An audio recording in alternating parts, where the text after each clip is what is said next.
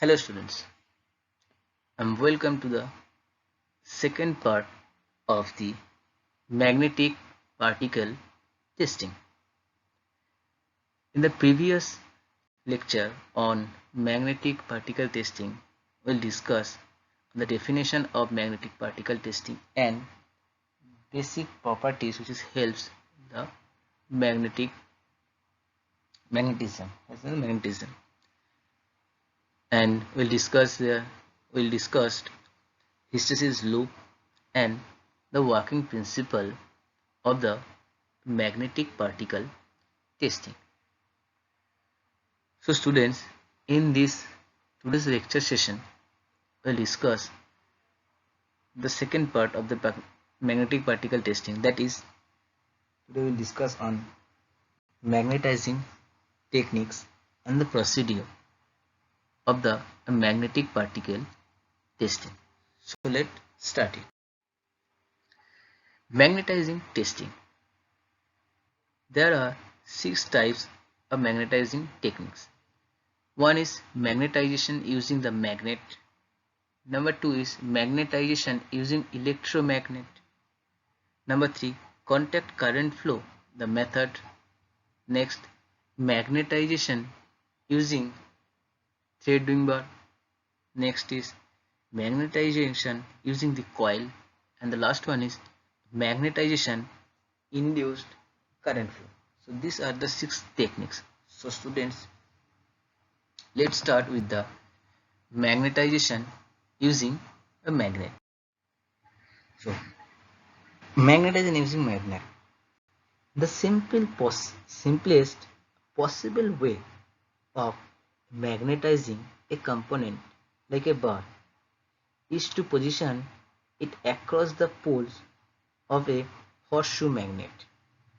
The direction of flux is known and the intensity can be varied by using a strong or weak magnet or by introducing a gap in the flux path which a thin piece of aluminum or other non-magnetic material defect basically transfers to the test direction that will be revealed.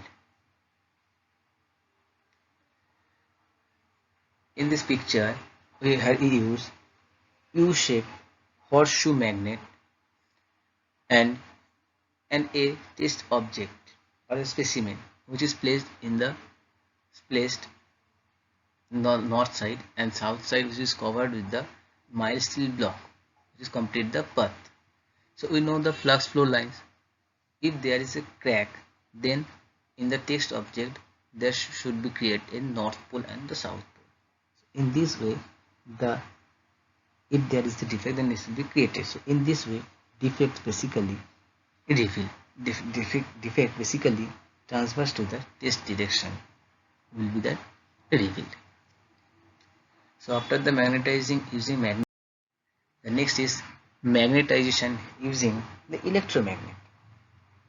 A more refined method of producing magnetic flux flow is to use an electromagnet with a variable flux path adjustable to suit the component.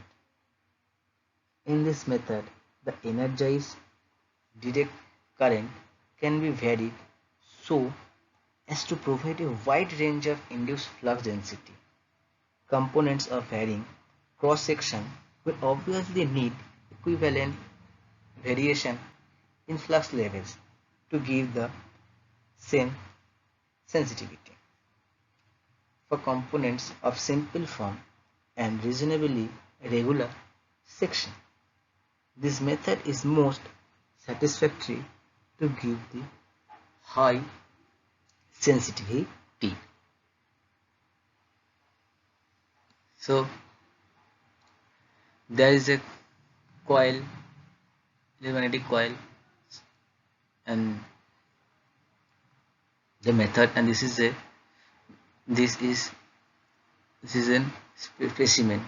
specimen which is adjustable contact head. So when you charge the electricity, so electromagnetic force will be generated. So this is the direction of the flux. If there is some flow, so there's something, there will be a generated the north pole and south pole separately. So in this way we can define about the this, and the magnetism is, and in this way the we use using the electromagnet is used. Next is contact current flow method. By passing current through a component, a magnetic field is induced at right angle to the current flow. This method locates defect at right angle to the applied magnetic direction. For objects of extreme bulk, for objects of extreme bulk, where the positioning of the object, where the positioning of the objects between machine poles would be difficult. So it is quite practical. It is quite practical to use heavy welding type cable.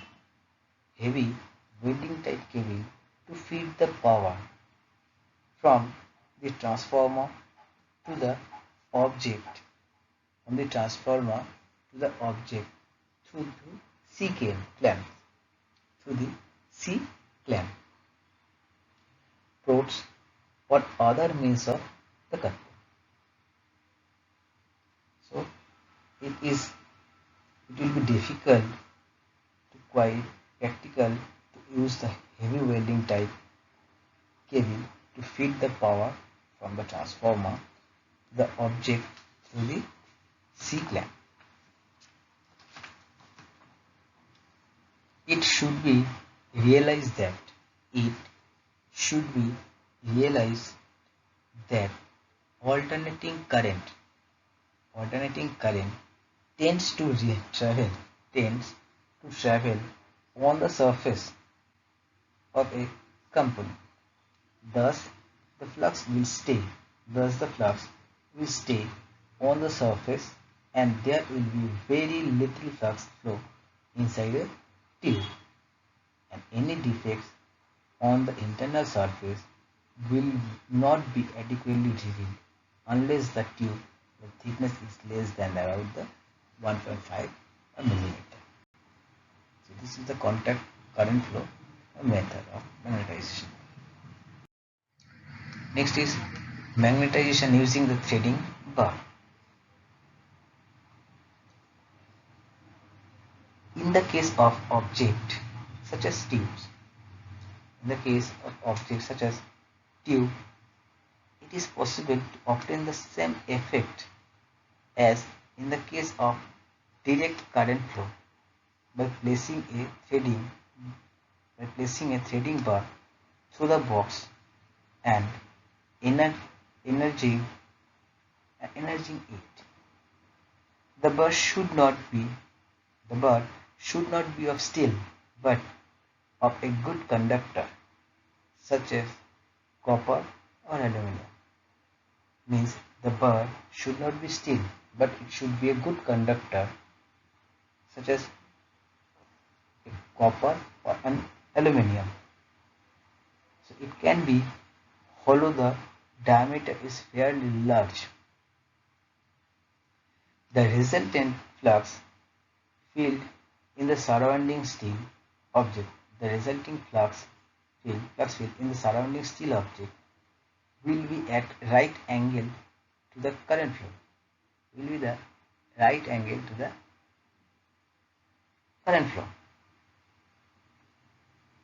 And therefore will show defect basically parallel to the current direction.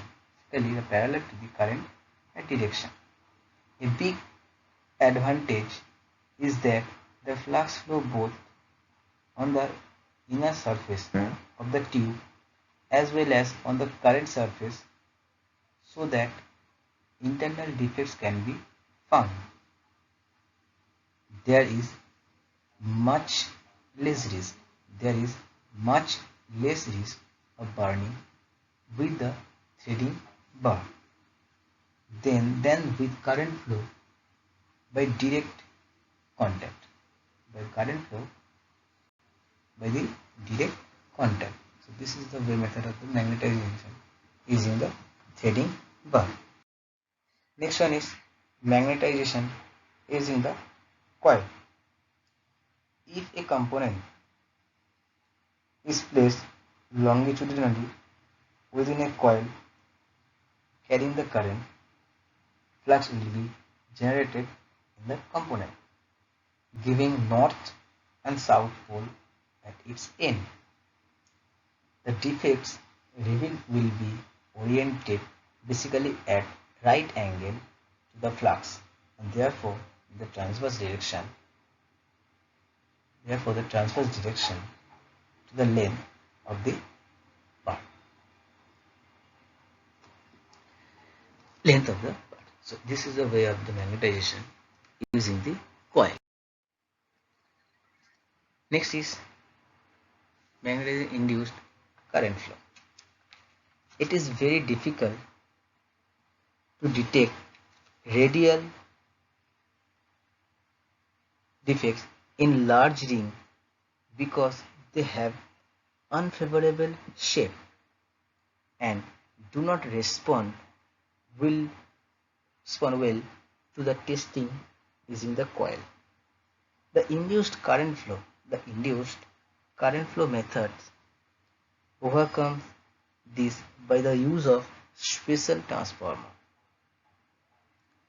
This transformer has a core which can be demounted so that the ring may be threaded onto it to become a single turn secondary winding. Defects will be found basically in line with the circumferential current flow, that is circumferential defects. This is the way magnetizing induces the current flow. After knowing the magnetizing techniques, next is the procedure for the testing component. That is surface preparation of component before the testing, initial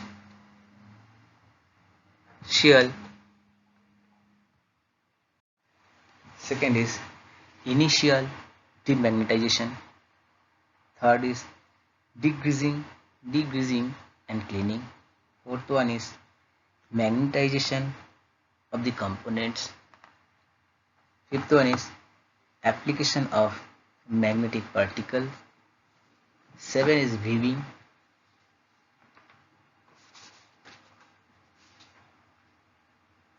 6 is viewing, 7th is marking of defects, 7 is demagnetization, and 9th is removal of ink from the component. So first one is the surface penetration of components before the testing. Normally, machine or plated surface do not require any preliminary surface treatment other than degreasing. Loose rust or scale should be removed from the component to prevent contamination of the ink.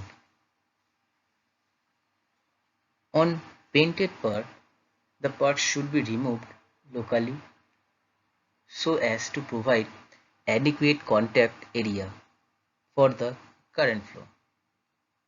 Other painted part will only require decreasing unless the color of the paint is the same as that of the particle in the ink to be used and is likely to reduce the contrast of the defect indication. So this is the surface preparation method.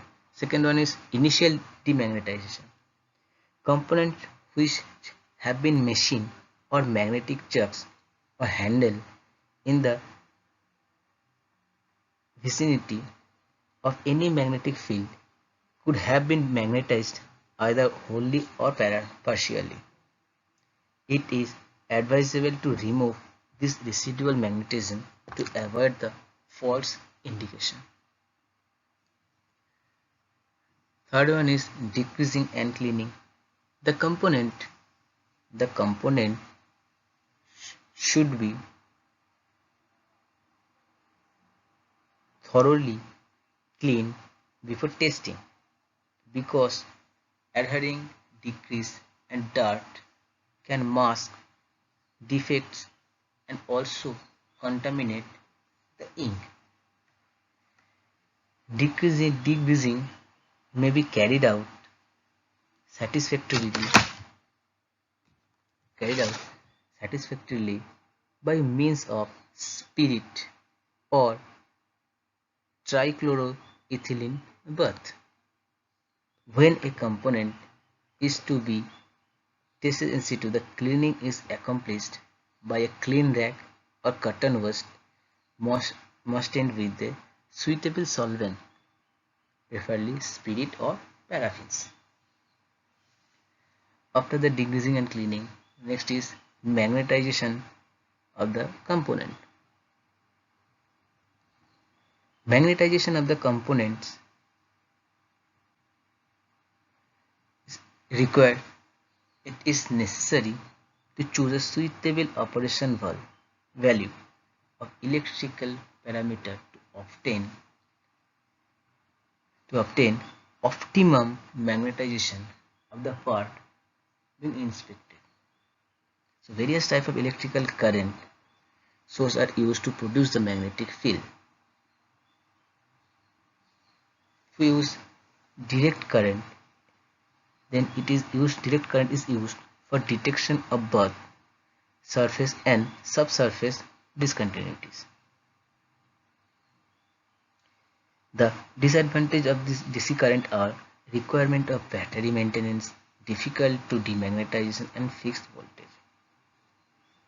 In case of alternative current, which is used for the detection of surface discontinuity, it provides maximum flux density on the surface or obtaining best sensitivity in detecting surface discontinuities.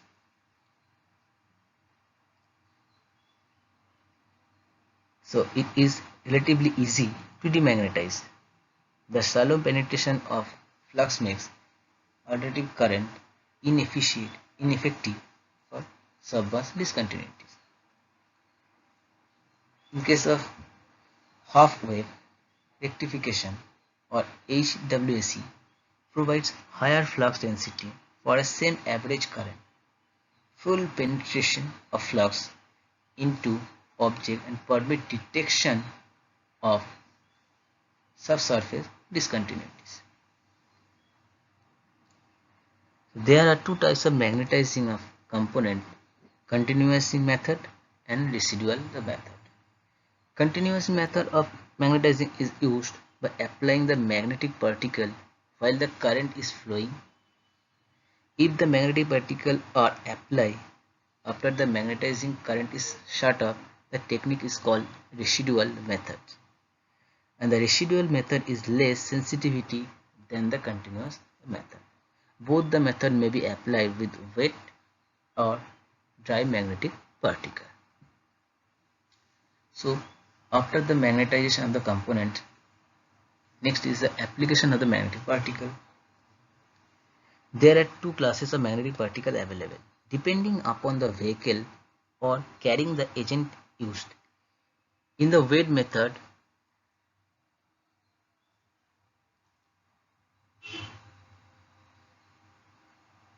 particles use a liquid vehicle, and in dry method particles are carried by the air.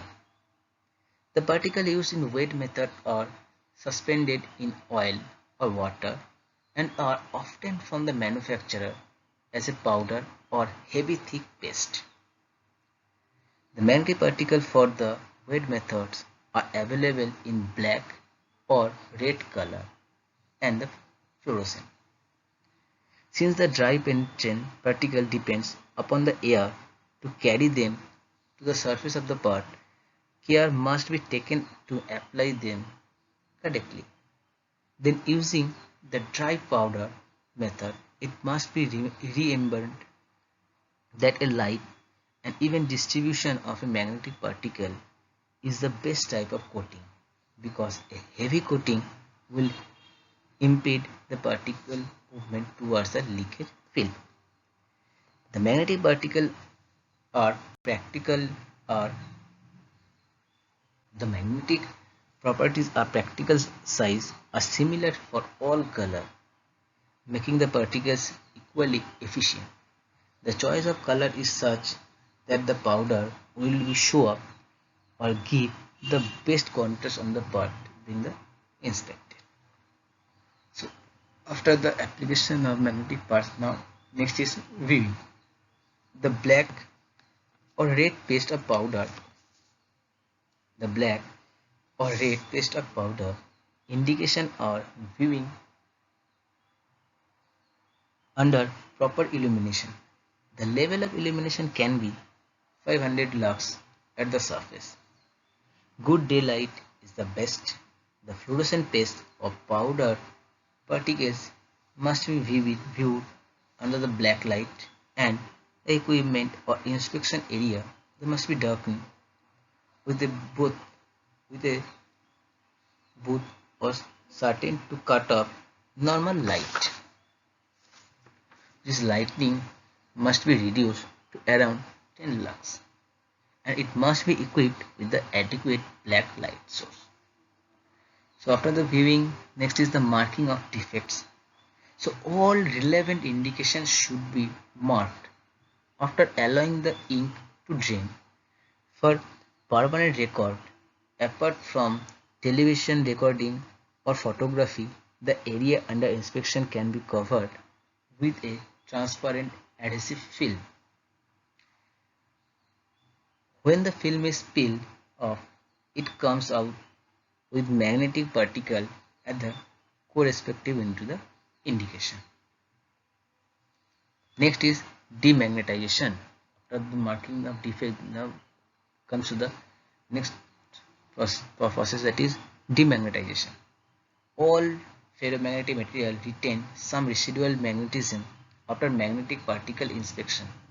Demagnetization can only be accomplished totally when a material is heated to approximately 1033 Kelvin. The basis of electrical demagnetization is the diminished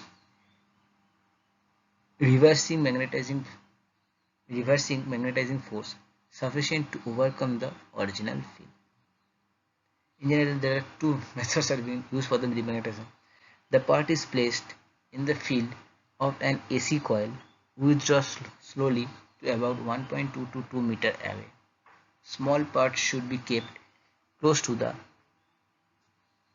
inner diameter of the coil. Second part is number 2. The part is subjected to a reversing a DC or half wave rectification current. When separated demagnetization units are required for demagnetizing large number of small parts, the AC coil is used normally.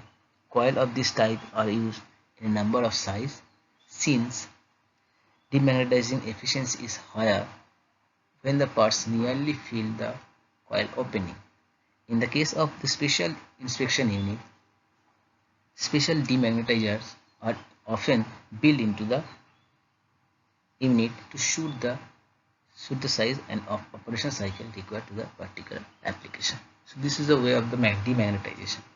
After the demagnetization, the last step is remove of ink from the component. Ink particle can be deleterious during later assembly of the component. A paraffin oil wash by hand brush is usually adequate for removing the ink. So students, these are the methods of the procedure of the magnetic particle testing. So today we will discuss on